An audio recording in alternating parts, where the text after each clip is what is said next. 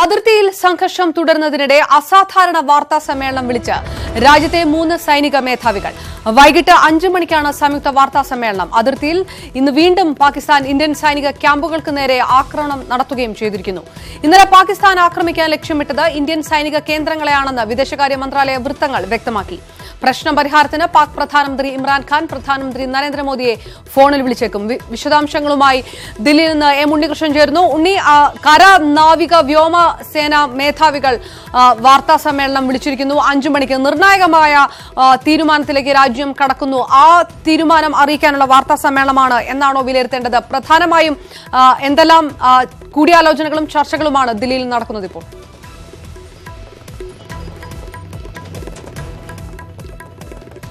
അപർണ, സൈനിക മേധാവികളുടെ വാർത്താ സമ്മേളനം നടക്കാൻ പോവുകയാണ് 5 മണിക്ക്. ആ വാർത്താ സമ്മേളനം തത്സമയ സംപ്രേഷണം ഉണ്ടാകില്ല. മാധ്യമപ്രവർത്തകർക്ക് മൊബൈൽ ഫോണുകൾ ഉപയോഗിക്കുന്നതിനും വിലക്കുണ്ട് വാർത്താ സമ്മേളനത്തിൽ. അതുകൊണ്ട് തന്നെ വാർത്താ സമ്മേളനത്തിലെ തീരുമാനങ്ങൾ, പ്രഖ്യാപനങ്ങൾ, വിശദീകരണങ്ങൾ എന്തൊക്കെയാണെന്ന് അത് കഴിഞ്ഞതിന് ശേഷം മാത്രമേ വ്യക്തമാവുകയുള്ളൂ. ഏതായാലും ഈ വാർത്താ സമ്മേളനം വിളിച്ചിരിക്കുന്ന നടപടി വളരെ പ്രധാനപ്പെട്ടതാണ്. കാരണം പുൽവാമ ഭീകരാക്രമണത്തിന് ശേഷം ആദ്യമായാണ് സൈനിക ഉന്നത ഉദ്യോഗസ്ഥർ വാർത്താ സമ്മേളനം വിളിച്ചുകൊണ്ട് മാധ്യമങ്ങളെ കണ്ട് കാര്യങ്ങൾ വിശദീകരിക്കുന്നത്. പുൽവാമ ഭീകരാക്രമണം, അതിനുശേഷം പാക് താവളങ്ങൾക്കെതിരെ ഇന്ത്യ നടത്തിയ ആക്രമണം, ഇതിനൊന്നും ഔദ്യോഗികമായി സൈന്യത്തിന്റെ ഭാഗത്തു നിന്ന് നേരിട്ടുള്ള വിശദീകരണങ്ങൾ ഉണ്ടായിരുന്നില്ല. വിദേശകാര്യ മന്ത്രാലയമാണ് വിശദീകരിച്ചിരുന്നത്. ഇന്നിപ്പോൾ സൈനിക നേതൃത്വം തന്നെ മാധ്യമങ്ങളെ കാണുമ്പോൾ എന്തൊക്കെ കാര്യങ്ങൾ വ്യക്തമാക്കുമെന്ന് തന്നെയാണ് രാജ്യം ഉറ്റുനോക്കുന്നത്. പ്രത്യേകിച്ച് പാകിസ്ഥാന്റെ പ്രകോപനം അതിർത്തിയിൽ തുടരുകയാണ്. ഏത് തരത്തിൽ പാകിസ്ഥാന്റെ അതിർത്തിയിലെ പ്രകോപനത്തിനും അതിർത്തിയിലെ വ്യോമാതിർത്തി അടക്കം ലംഘിച്ചുകൊണ്ടുള്ള നീക്കങ്ങൾക്കും തുടർന്ന് മറുപടി നൽകും. മാത്രമല്ല, ഇന്ത്യയുടെ വിംഗ് കമാൻഡർ ഇപ്പോൾ പാകിസ്ഥാന്റെ കസ്റ്റഡിയിലാണ്. അഭിനന്ദനെ വിട്ടുകിട്ടുന്നതുമായി ബന്ധപ്പെട്ട് തുടർ നടപടികൾ ഏത് തരത്തിലായിരിക്കുമെന്നും അറിയേണ്ടിയിരിക്കുന്നു. ഈ നയതന്ത്ര തലത്തിൽ ഇന്ത്യ പല സമ്മർദ്ദങ്ങളുമായി മുന്നോട്ട് പോകുന്നുണ്ട്. അതിലുപരിയായ മറ്റ് നടപടികൾ എന്നിവയെക്കുറിച്ചൊക്കെ തന്നെയാണ് ഈ വാർത്താ സമ്മേളനം നടക്കാൻ പോകുമ്പോൾ പ്രധാനമായും നമുക്ക് അറിയേണ്ടതായുള്ളത്. ഒടുവിൽ ഏറ്റവും പുതുതായി വരുന്ന വിവരത്തിന്റെ അടിസ്ഥാനത്തിൽ അതിർത്തിയിൽ വലിയ പ്രകോപനം തന്നെ പാകിസ്ഥാൻ തുടരുകയാണ്. 3 മണിയോടുകൂടി 4 സെക്ടറുകളിലാണ് പാകിസ്ഥാന്റെ വെടിനിർത്തൽ കരാർ ലംഘനം ഉണ്ടായിരിക്കുന്നത്. സുന്ദർബൻ, മാൻകോട്ടെ, ഖാരി കർമാര, ദേഗ്വർ സെക്ടറുകളിലാണ് പാകിസ്ഥാൻ കനത്ത വെടിവയ്പും മോട്ടാർ ഷെൽ പ്രയോഗങ്ങളൊക്കെ തന്നെ നടത്തിയിട്ടുള്ളത്. ആ രീതിയിൽ വലിയ പ്രകോപനം തുടരുന്നു. ഇന്ത്യ തിരിച്ചടിക്കുന്നുവെന്നാണ് ലഭിക്കുന്ന വിവരം. ഏതാണ്ട് 1 മണിക്കൂറിലധികമായി ഇവിടെ വെടിവയ്പും ഷെൽ പ്രയോഗവും ഒക്കെ തുടരുകയാണ്. ആ രീതിയിൽ അതിർത്തി വലിയ സംഘർഷത്തിലേക്ക് കടക്കുന്നുണ്ട്. ഇന്ത്യൻ സേന ഏത് തരത്തിൽ ഈ ഇത്തരം നീക്കങ്ങൾ തുടരുന്നത് കൊണ്ട് തന്നെ അതിൽ കൃത്യമായി മറുപടി നൽകാൻ ശ്രമിക്കുമെന്നതും വളരെ നിർണായകമാണ്. ഇന്ന് പ്രതിരോധ മന്ത്രി നിർമ്മലാ സീതാരാമൻ സേനാ മേധാവികളുമായി കൂടിക്കാഴ്ച നടത്തിയിരുന്നു. ആ അവലോകന യോഗത്തിന് ശേഷമാണ് വാർത്താ സമ്മേളനം വിളിക്കാനുള്ള തീരുമാനം തന്നെ ഉണ്ടായിരിക്കുന്നത്. അപർണ, ഉണ്ണി, ഇമ്രാൻഖാൻ തന്നെ മോദിയെ ഫോണിൽ വിളിച്ചേക്കുമെന്നുള്ള രീതിയിലുള്ള വാർത്തകളും വരുന്നു. അങ്ങനെയാണെങ്കിൽ സംഘർഷത്തിന് അയവ് വരുത്താൻ പാകിസ്ഥാൻ തന്നെ മുൻകൈയെടുക്കട്ടെ എന്നുള്ള ഒരു നീക്കത്തിലേക്ക് കടക്കുമോ ഇന്ത്യ? വിംഗ് കമാൻഡറെ തിരിച്ചു നൽകുന്നതിന് വേണ്ടിയുള്ള ഒരു വിലപേശൽ നീക്കവും അനുവദിക്കേണ്ട എന്നുള്ള തീരുമാനം തന്നെയല്ലേ ഇന്ത്യക്കുള്ളത്? കാരണം പ്രശ്നം വഷളാക്കിയത് പാകിസ്ഥാൻ എന്ന അടക്കമുള്ള പരസ്യമായ പ്രതികരണങ്ങൾ വിദേശകാര്യ മന്ത്രാലയത്തിന്റെ ഭാഗത്തുനിന്ന് വന്നുകൊണ്ടിരിക്കുകയും ചെയ്യുന്നു.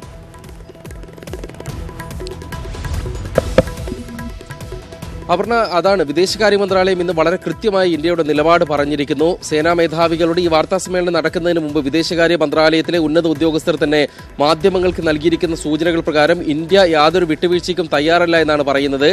ഇതിൽ അഭിനന്ദനെ വിട്ടുകിട്ടുന്നതിന് വേണ്ടി പാകിസ്ഥാനുമായി യാതൊരു വിട്ടുവീഴ്ചയ്ക്കോ കരാറുകൾ ഉണ്ടാക്കുന്നതിനോ ഇന്ത്യ തയ്യാറെടുക്കുകയില്ല. മറിച്ച് അഭിനന്ദ് ഇന്ത്യൻ സൈനികനാണ്. പാകിസ്ഥാൻ പിടികൂടിയത് കൊണ്ട് തന്നെ ജനീവ കരാറിന്റെ അടിസ്ഥാനത്തിൽ വിട്ടു നൽകാൻ പാകിസ്ഥാന് ബാധ്യതയുണ്ട്. എത്രയും പെട്ടെന്ന് വിട്ടു നൽകണം.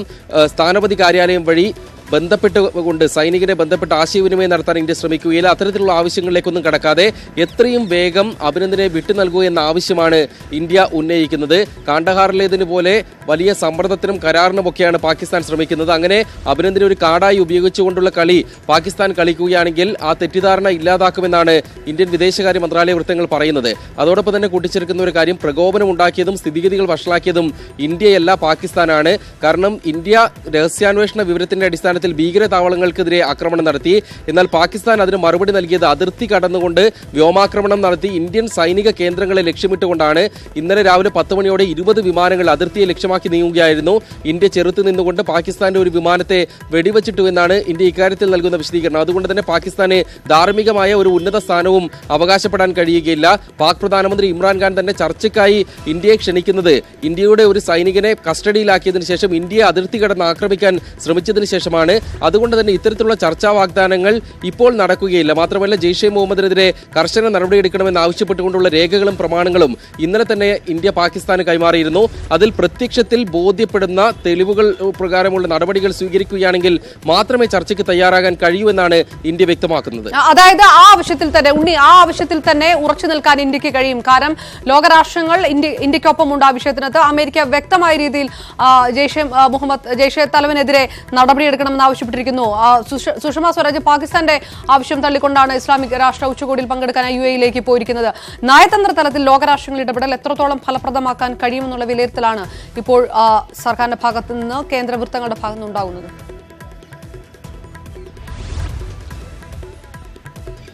നയതന്ത്ര തലത്തിൽ ഇന്ത്യക്ക് അനുകൂലമായ പല പ്രസ്താവനകളും പല വിദേശ രാജ്യങ്ങളുടെ ഭാഗത്തു നിന്നും ഉണ്ടായിട്ടുണ്ട്. അവർ ഇന്ത്യക്ക് അനുകൂലമായ നിലപാട് വ്യക്തമാക്കിക്കൊണ്ട് രംഗത്ത് വന്നിട്ടുണ്ട്. അതിൽ ഇന്ത്യയുടെ ആവശ്യം പുൽവാമ ഭീകരാക്രമണത്തിന് ശേഷം മൗലാന മസൂദ് അസറിനെ ആഗോള ഭീകരനായി പ്രഖ്യാപിക്കുക എന്നായിരുന്നു. അതിൽ ഫ്രാൻസും ബ്രിട്ടനും അമേരിക്കയും അനുകൂല പ്രസ്താവന സ്വീകരിക്കുകയും UNSC-യിൽ അതിന്റെ തുടർ നടപടികൾ സ്വീകരിക്കുകയുമാണ്.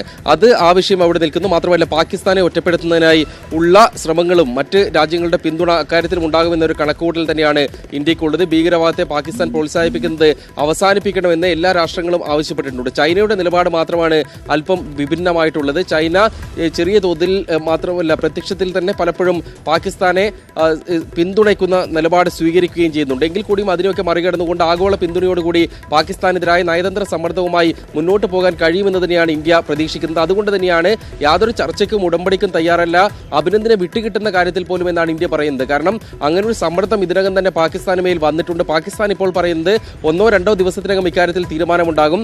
ഇരു രാജ്യങ്ങളും തമ്മിലുള്ള തർക്കങ്ങൾക്ക് പരിഹാരമാകുമെങ്കിൽ അഭിനന്ദനെ വിട്ടു നൽകാമെന്നാണ്. പാകിസ്ഥാന്റെ ആ ഒരു പ്രസ്താവനയുടെ അടിസ്ഥാനത്തിൽ കൂടിയാണ് അങ്ങനെ ഒരു ഉടമ്പടിക്കൊന്നും തയ്യാറാകാൻ കഴിയില്ല എന്ന് ഇന്ത്യ അസന്നിഗ്ധമായി പറയുന്നത്. അത് രാജ്യാന്തര സമ്മർദ്ദത്തിന്റെ കൂടി ഗുണഫലമായാണ്. അങ്ങനെ ഒരു സമ്മർദ്ദം ലഭിക്കുമെന്ന പ്രതീക്ഷയുടെ കൂടി ഭാഗമായാണ്. റൈറ്റ്. ഉണ്ണികൃഷ്ണനാണ് ദില്ലിയിൽ നിന്ന് വിശദാംശങ്ങൾ നൽകിയത്. അസാധാരണമായ ഒരു നടപടിയിലേക്ക് കടക്കുകയാണ് സൈനിക മേധാവികൾ. കര, വ്യോമ, നാവിക സേനാ മേധാവികൾ സംയുക്ത വാർത്താ സമ്മേളനം വിളിച്ചിരിക്കുകയാണ് 5 മണിക്ക്. വിശദാംശങ്ങളാണ് ഉണ്ണികൃഷ്ണൻ നൽകിയത്.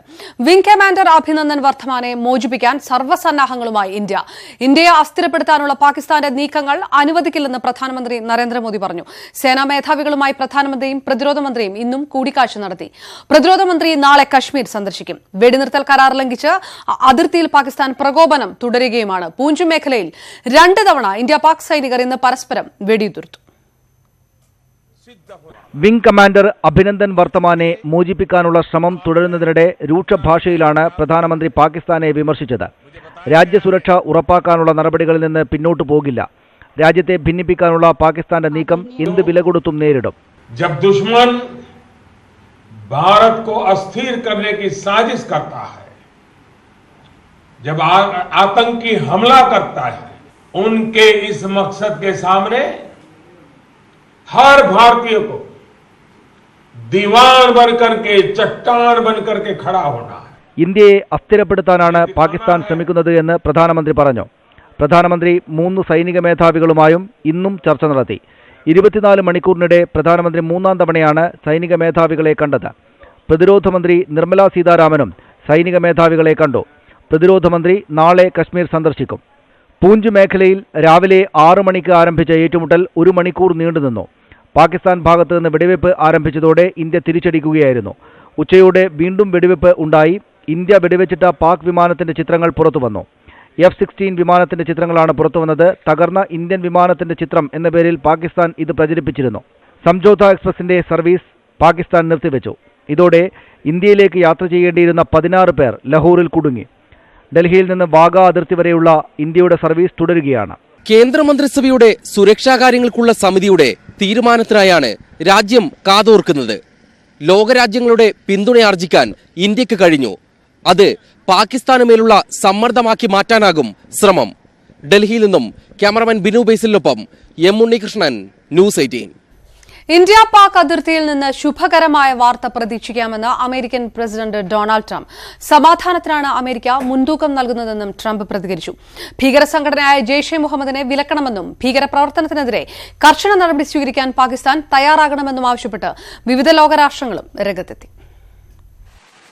ഉത്തര കൊറിയൻ ഭരണാധികാരി കിം ജോങ് ഉന്നുമായി വിയറ്റ്നാമിൽ നടത്തിയ ഉച്ചകോടിക്ക് ശേഷമായിരുന്നു ഡൊണാൾഡ് ട്രംപിന്റെ നിർണായക പ്രതികരണം.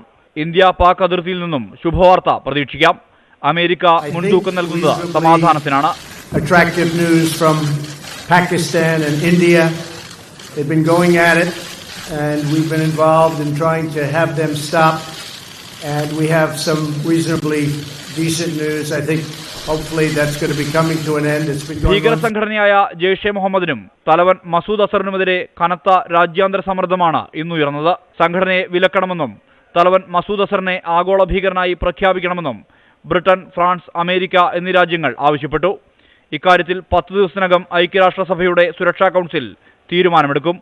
ഇരു രാജ്യങ്ങളും സംയമനം പാലിക്കണമെന്ന് ബ്രിട്ടീഷ് പ്രധാനമന്ത്രി തെരേസ മേ ആവശ്യപ്പെട്ടു. അസറിനെ ആഗോള ഭീകരനായി പ്രഖ്യാപിക്കണമെന്ന ആവശ്യം 2009 മുതൽ ഇന്ത്യ ശക്തമായി ഉന്നയിക്കുന്നുണ്ട്. 2017 ഇതിനുള്ള ശ്രമമുണ്ടായെങ്കിലും ചൈന എതിർത്തു. പുതിയ സാഹചര്യത്തിൽ ചൈന ഇനിയും നിലപാട് വ്യക്തമാക്കിയിട്ടില്ല. തീവ്രവാദികൾക്കെതിരെ കർശന നടപടിയെടുക്കാൻ പാകിസ്ഥാൻ തയ്യാറാകണമെന്ന് ജപ്പാൻ ആവശ്യപ്പെട്ടു. ഇന്ത്യയ്ക്ക് പിന്തുണയുമായി സൗദിയും രംഗത്തെത്തി. News desk, news 18. പാകിസ്ഥാനുമായി സംഘർഷം തുടരുമ്പോൾ പാർട്ടി പ്രവർത്തകരുടെ യോഗത്തിൽ പങ്കെടുത്ത പ്രധാനമന്ത്രിയെ രൂക്ഷമായി വിമർശിച്ച് പ്രതിപക്ഷം. 132 കോടി ജനങ്ങൾ പൈലറ്റിന്റെ മോചനത്തിനായി പ്രാർത്ഥിക്കുമ്പോൾ പ്രധാനമന്ത്രിയുടെ ചിന്ത തെരഞ്ഞെടുപ്പിനെക്കുറിച്ച് മാത്രമാണെന്ന് കോൺഗ്രസ് ആരോപിച്ചു. രാജ്യത്തെ 15,000 കേന്ദ്രങ്ങളിൽ നിന്നുള്ള പാർട്ടി പ്രവർത്തകരുമായി പ്രധാനമന്ത്രി നടത്തിയ സംവാദമാണ് വിവാദമായത്. മഹാസംവാദം എന്നു പേരിട്ട പരിപാടി ഇന്നു നടത്തുന്നതിനെ രൂക്ഷമായ ഭാഷയിലാണ് Congress വിമർശിച്ചത്. Really shocked us was at this point in time, or at a point in time when the nation wants its leadership to speak to it, the Prime Minister chose to address the booth workers of the Bharatiya Janata Party rather than address the nation. Pakistan കസ്റ്റഡിയിലെടുത്ത പൈലറ്റിന്റെ മോചനത്തിനായി 132 കോടി ജനങ്ങൾ പ്രാർത്ഥിക്കുമ്പോൾ പ്രധാനമന്ത്രി വീണ്ടും തെരഞ്ഞെടുപ്പ് ജയിക്കുന്നതിനെക്കുറിച്ചാണ് ചിന്തിക്കുന്നതെന്ന് രൺദീപ് സുർജേവാല. ഡൽഹി മുഖ്യമന്ത്രി അരവിന്ദ് കെജ്രിവാളാണ് പ്രധാനമന്ത്രിയുടെ സംവാദത്തിനെതിരെ ആദ്യം രംഗത്തെത്തിയത്. ऐसे में अगर बूथ मजबूत करने की बात की जाएगी तो फिर देश को धक्का लगता है, देश को अच्छा नहीं लगता. പൈലറ്റിനെ മോചിപ്പിക്കാൻ മുഴുവൻ ഊർജവും ചെലവഴിക്കേണ്ട സമയത്ത് സംവാദം ഒഴിവാക്കണമെന്ന് കേജ്രിവാൾ ആവശ്യപ്പെട്ടു. News desk, news 18. പുൽവാമ ഭീകരാക്രമണത്തിന്റെ ഞെട്ടലിൽ നിന്ന് രാജ്യം മോചിതമാകും മുൻപ് വിവാദമായ യെദ്യൂരപ്പയുടെ പ്രസ്താവന. ഇന്ത്യയുടെ 2ാം മിന്നലാക്രമണം ബിജെപിക്ക് ഗുണം ചെയ്യുമെന്നായിരുന്നു കർണാടക മുൻ മുഖ്യമന്ത്രി BS യെദ്യൂരപ്പ മാധ്യമങ്ങളോട് പറഞ്ഞത്. യെദ്യൂരപ്പയുടെ വാക്കുകൾ പാകിസ്ഥാൻ വരെ ഏറ്റെടുത്തതോടെ ബിജെപി പ്രതിരോധത്തിലായി. ಸೈನಿಕರು ಹುತಾತ್ಮರಾದರು, ಒಂದೊಂದು ತೊಟ್ಟು ರಕ್ತಕ್ಕೂ ನಾನು ಸೇಡು ತೀರಿಸ್ಕೊಳ್ತೇನೆ ಅಂತ ಪ್ರಧಾನಿ ಹೇಳಿದ್ರು. ಅದನ್ನು ಮಾಡಿ ತೋರಿಸ್ತಾ ಇದ್ದಾರೆ. ಇದೆಲ್ಲದರ ಪರಿಣಾಮ ನಾಳೆ 22 ಲೋಕಸಭಾ ಸೀಟ್ ಗೆಲ್ಲೋದಕ್ಕೆ ನಮ್ಗೆ. ഇതായിരുന്നു യെദ്യൂരപ്പയുടെ വാക്കുകൾ. നിയന്ത്രണ രേഖ കടന്ന് പാകിസ്ഥാനിൽ നടത്തിയ വ്യോമാക്രമണം ഇന്ത്യയിൽ മോദി അനുകൂല തരംഗം സൃഷ്ടിച്ചെന്നായിരുന്നു പരാമർശം. ആക്രമണം വരുന്ന ലോക്സഭാ തെരഞ്ഞെടുപ്പിൽ ബിജെപിക്ക് ഗുണം ചെയ്യും. കർണാടകയിൽ 22 സീറ്റെങ്കിലും പിടിച്ചെടുക്കാൻ പാർട്ടിക്ക് സാധ്യമാകുമെന്നും ചിത്രദുർഗയിലെ ദാവൻഗരയിൽ മാധ്യമങ്ങളോട് സംസാരിക്കവേ യെദ്യൂരപ്പ വ്യക്തമാക്കി. യെദ്യൂരപ്പയുടെ വാക്കുകൾക്കെതിരെ കടുത്ത വിമർശനമാണ് ഉയർന്നത്. കേന്ദ്ര വിദേശകാര്യ സഹമന്ത്രി VK സിംഗ് യെദ്യൂരപ്പയുടെ വാക്കുകൾ തള്ളിക്കളഞ്ഞു.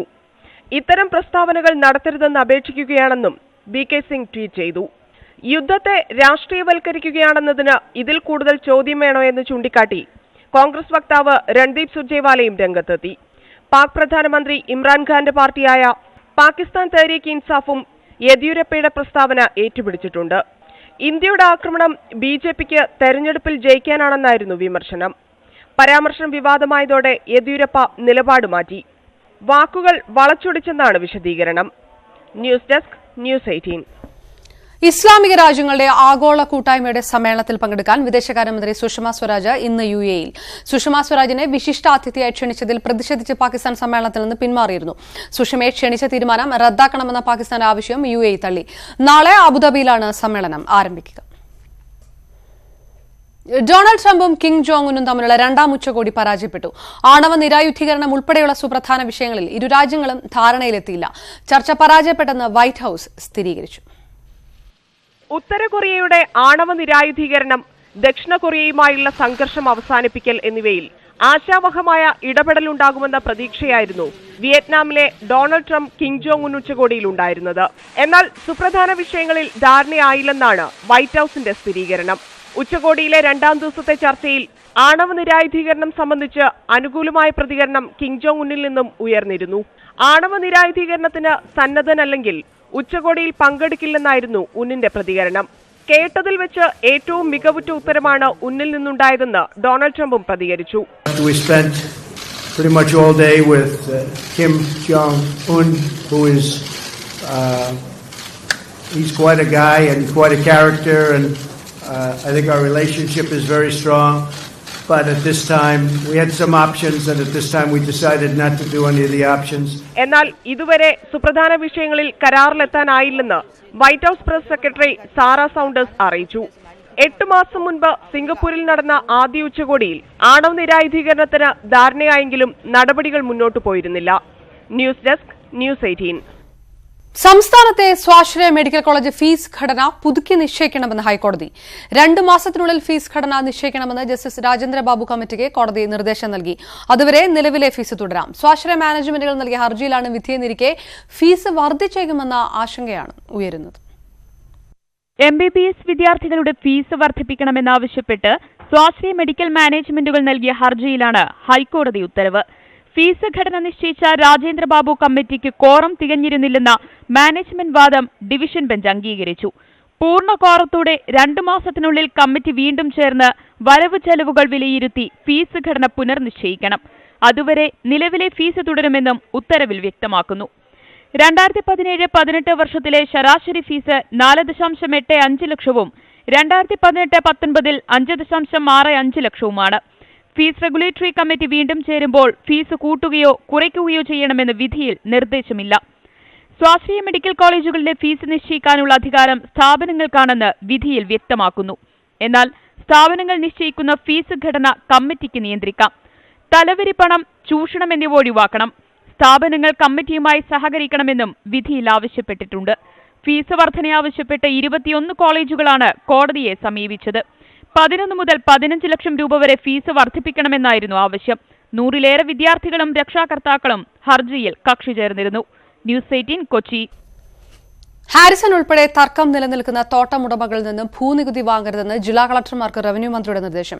ഹാരിസൺ കൈമാറിയ റിയ എസ്റ്റേറ്റിൽ നിന്നും നികുതി വാങ്ങാൻ കൊല്ലം ജില്ലാ കളക്ടർ അനുമതി നൽകിയ പശ്ചാത്തലത്തിലാണ് മന്ത്രിയുടെ ഇടപെടൽ.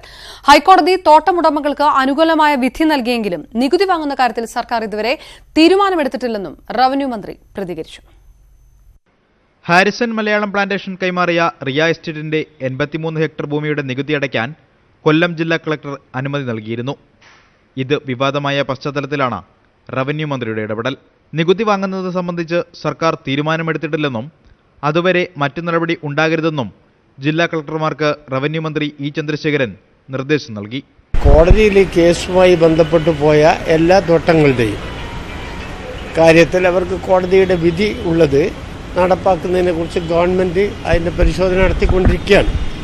ഗവൺമെന്റ് അതിന്റെ വ്യക്തമായ നിർദ്ദേശം എവിടെയും നൽകിയിട്ടില്ല.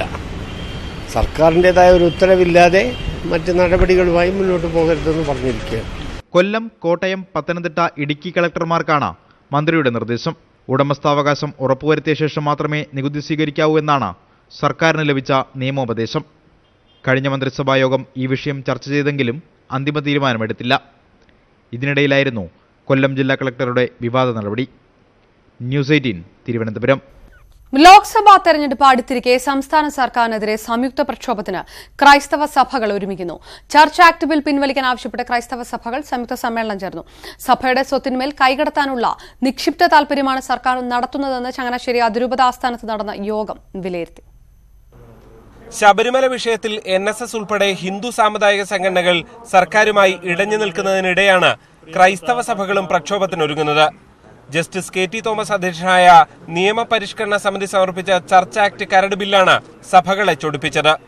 കരട് ബില്ല് വിശ്വാസ സ്വാതന്ത്ര്യത്തിന്മേലുള്ള കടന്നുകയറ്റമാണെന്ന് 8 സഭകൾ സംയുക്തമായി ചേർന്ന യോഗം വിലയിരുത്തി.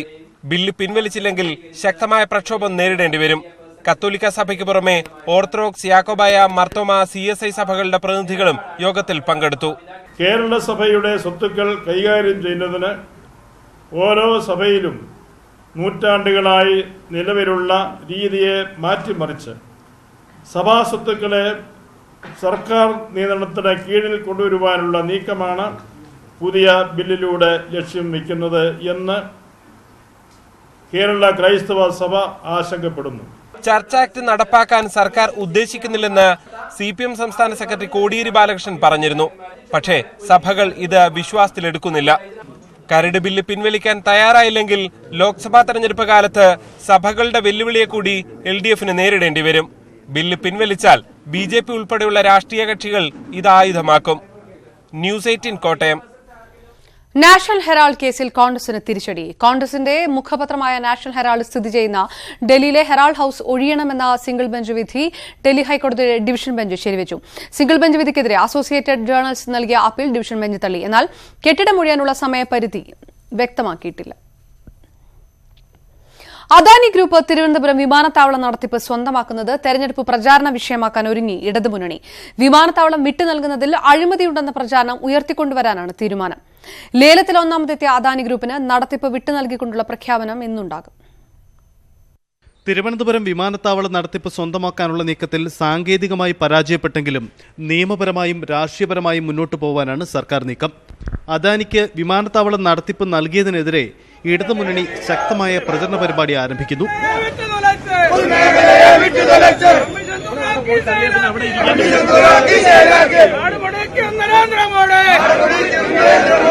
അദാനിക്ക് കരാർ ലഭിച്ചതിൽ അഴിമതിയുണ്ടെന്നാണ് LDFന്റെ ആരോപണം.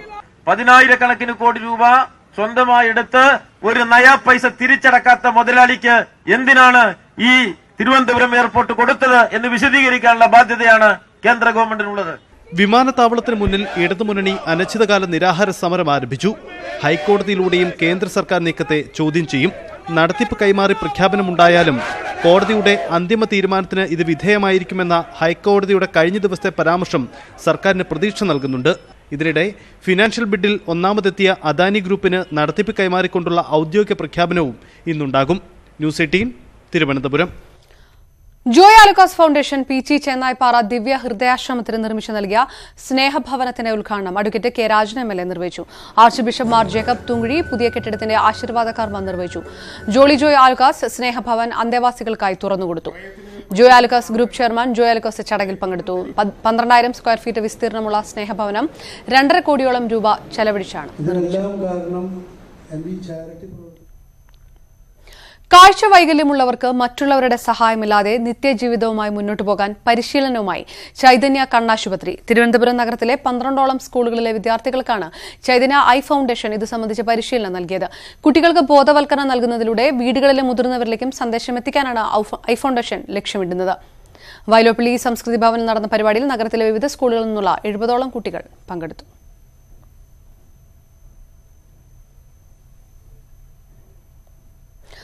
പുതിയ വാർത്തയിലേക്ക് പോകുന്നു. പൈലറ്റിനെ മോചിപ്പിക്കാൻ ഇമ്രാൻഖാൻ ഉത്തരവിട്ടേക്കുമെന്ന് പാക് വൃത്തങ്ങൾ. വിവരങ്ങളുമായി എം ഉണ്ണികൃഷ്ണൻ ഡൽഹിയിൽ നിന്ന് ചേർന്നു. ഉണ്ണി, ഇന്ത്യ വിചാരിക്കുന്നത് പോലെ തന്നെ ആ നീക്കത്തിലേക്ക് പാകിസ്ഥാൻ കടക്കുന്നു.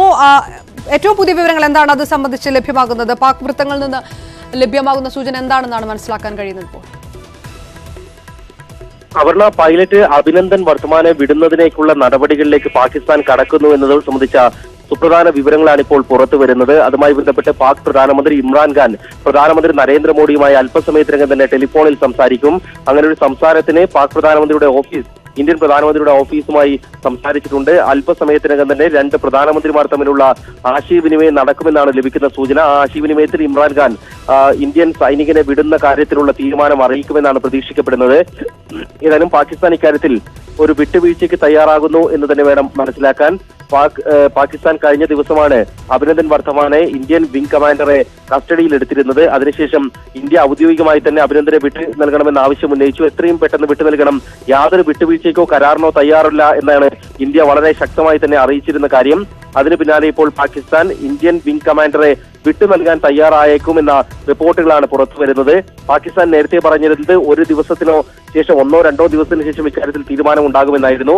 എന്നാൽ ഇന്ത്യയുടെ നയതന്ത്ര സമ്മർദ്ദം, ജനീവ കൺവെൻഷൻ ധാരണകൾ ചൂണ്ടിക്കാട്ടിയുള്ള ഇന്ത്യയുടെ സമ്മർദ്ദത്തെ തുടർന്നാണ് ഇപ്പോൾ പാകിസ്ഥാൻ ഇങ്ങനൊരു തീരുമാനത്തിലേക്ക് എത്തുന്നത് എന്ന് തന്നെ വേണം മനസ്സിലാക്കാൻ. ഏതായാലും ഇമ്രാൻഖാൻ നരേന്ദ്രമോദിയുമായി ടെലിഫോണിൽ സംസാരിക്കുകയാണെങ്കിൽ, അങ്ങനെ ഒരു സംഭാഷണം യാഥാർത്ഥ്യമാവുകയാണെങ്കിൽ എന്തൊക്കെ വിഷയങ്ങൾ ഈ സംഭാഷണത്തിൽ ഉന്നയിക്കപ്പെടുമെന്നതും പ്രസക്തമായ ചോദ്യമാണ്. കാരണം പാകിസ്ഥാന്റെ ഭാഗത്തു നിന്നുള്ള പ്രകോപനം തുടരുന്നുണ്ട്. അതിർത്തിയിൽ ഇന്ത്യ വളരെ ശക്തമായ നടപടികൾ ഭീകര സംഘടനകൾക്കെതിരെ എടുക്കണമെന്ന ആവശ്യത്തിൽ ഉറച്ചു നിൽക്കുന്നുണ്ട്. ഈ ഒരു ആശയവിനിമയത്തിലൂടെ നിലവിലെ സംഘർഷങ്ങൾക്ക് തൽക്കാലത്തേക്കെങ്കിലും വിരാമമാകുമോ എന്ന കാര്യവും അറിയേണ്ടിയിരിക്കുന്നു. അല്ല കേവലം ഈ പൈലറ്റിന്റെ മോചിപ്പിക്കലിൽ മാത്രം പ്രശ്നങ്ങൾ തീരുമോ തുടങ്ങി നിരവധി ചോദ്യങ്ങളുണ്ട്.